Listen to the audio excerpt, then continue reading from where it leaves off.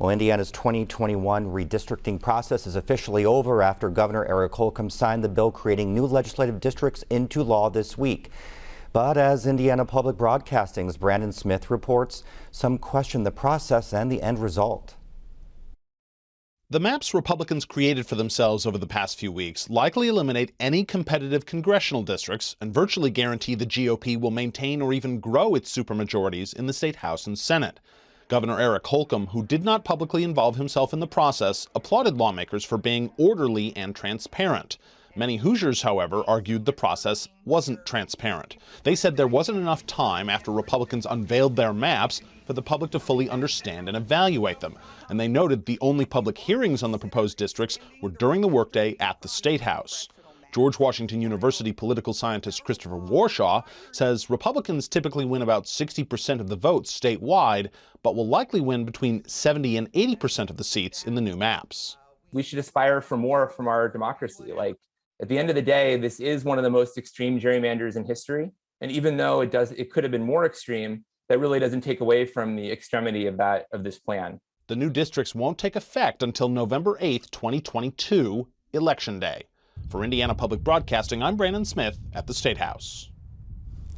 And we're joined now by Vanessa Cruz-Nichols, who's an associate professor of political science at Indiana University, for more about redistricting in Indiana. Hello, Professor. Thank you so much for being here. Gerrymandering has a long history in this country. Can you just talk a little bit about the history, and has it always been this partisan? Yes, I'm happy to talk about that. I've been talking about this with my students for the past couple of weeks, and so it really, aligned with what was going on in real life in Indiana. And so this has been a practice, that's been especially predominant after 1810 or so.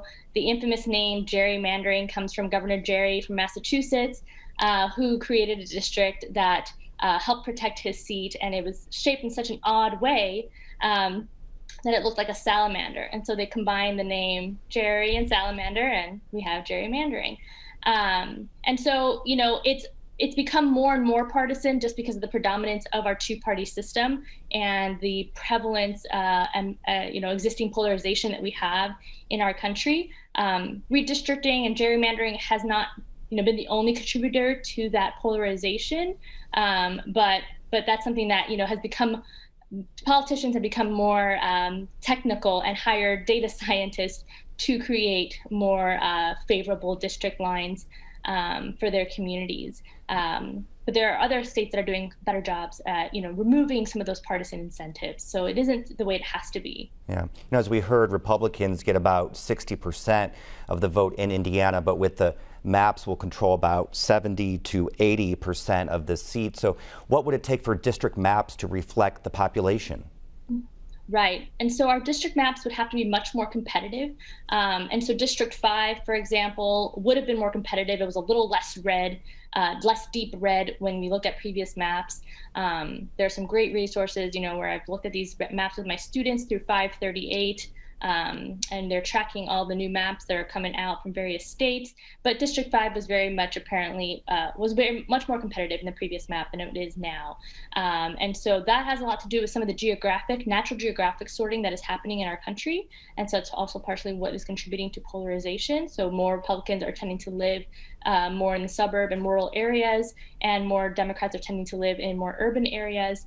But yeah, District 5 is definitely one of those examples where we're seeing just a much safer seat for red Republican candidates. All right, Professor, thank you very much. We're out of time. Appreciate your time. Thank you. Take care.